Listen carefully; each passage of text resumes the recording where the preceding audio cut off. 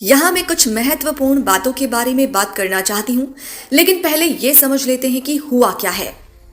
नमस्कार, मैं हूँ रानू चौधरी और आप सभी का बहुत बहुत स्वागत करती हूँ हमारे इस YouTube चैनल पर।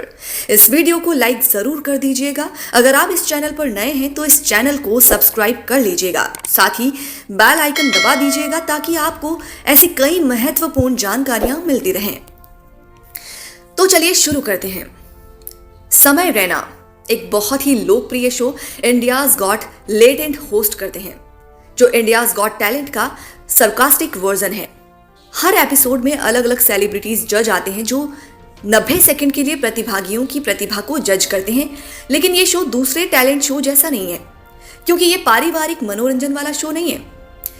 इस शो के हास्य को डार्क ह्यूमर कहा जाता है।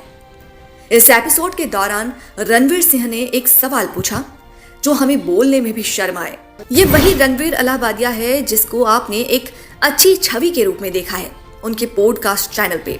ये ऐसे शब्द वे खुद बोल रहे हैं जिनको बोलने में हमें शर्म आ रही है, सोचने में भी खराब लग रहा है। ये इन्फ्लुएंसर्स क्या दिखा रहे हैं लोगों को। इस वीडियो को देखने वाले बच्चे भी होंगे, बूढ़े भी होंगे, जवान भी होंगे। ये कैसी मानसिकता को प्रमोट कर रहे हैं।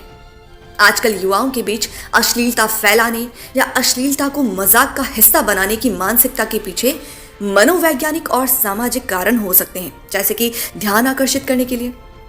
कई बार लोग अश्लील चुटकुले या अश्लील सामग्री इसलिए शेयर करते हैं क्योंकि उन्हें अटेंशन चाहिए होती है।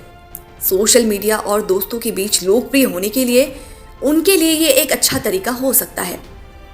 जब किसी चीज पर लोग ज्यादा रिएक्ट करते हैं तो ऐसी शख्सियत को लगता है कि वो आकर्षण का केंद्र बन गए हैं।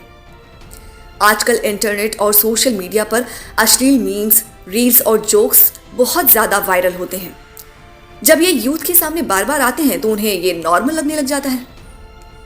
इन्फ्लुएंसर्स और क्रिएटर्स भी बार बार ऐसे कंटेंट को प्रमोट करते हैं जो अश्लीलता को फनी बनाकर दिखाता है। कई बार ऐसे लोग अश्लील मजाक करते हैं क्योंकि उन्हें भावनात्मक रूप से मैच्योर होने का मौका ही नहीं मिलता।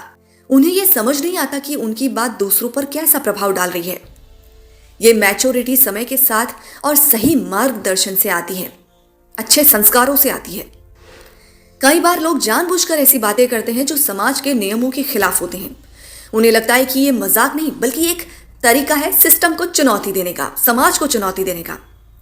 अगर युवाओं को यह समझाया जाए कि हर मजाक हर किसी के लिए मजेदार नहीं होता, तो उनका नजरिया बदल सकता है। प्रभावशाली लोगों और मीडिया हस्तियों को जिम्मेदारी लेनी चाहिए कि युवाओं के सामने कैसा कंटेंट पेश कर रहे हैं।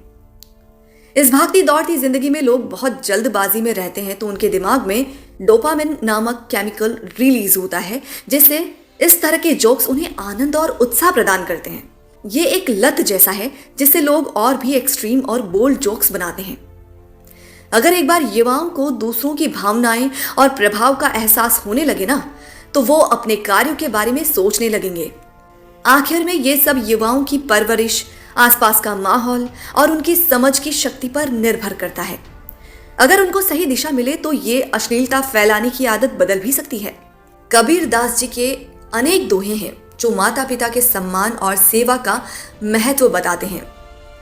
अगर कोई व्यक्ति उनके प्रति अश्लील या अपमानजनक विचार रखता है या बोलता है, तो कबीर दास जी उसे अधमी और मोह माया का शिकार मानते हैं। अगर कोई व्यक्ति अपने ही माता पिता के प्रति अश्लील या बुरा सोचता है या बोलता है, तो वो पाप का भागी होता है और अपनी ही शुद्ध आत्मा को दूषित करता है। ऐसे व्यक्ति का जीवन दुख और पश्चाताप से भरा होता है।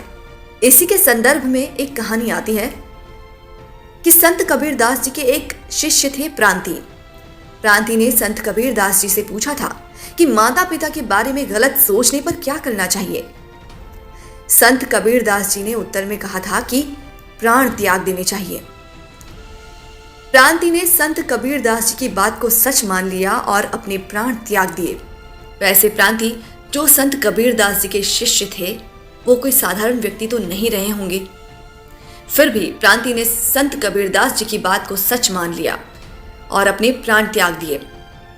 संत कबीरदास जी इस कहानी के माध्यम से हमें ये शिक्षा देना चाहते थे कि माता पिता के प्रति सम्मान और आदर रखना बहुत ही महत्वपूर्ण है।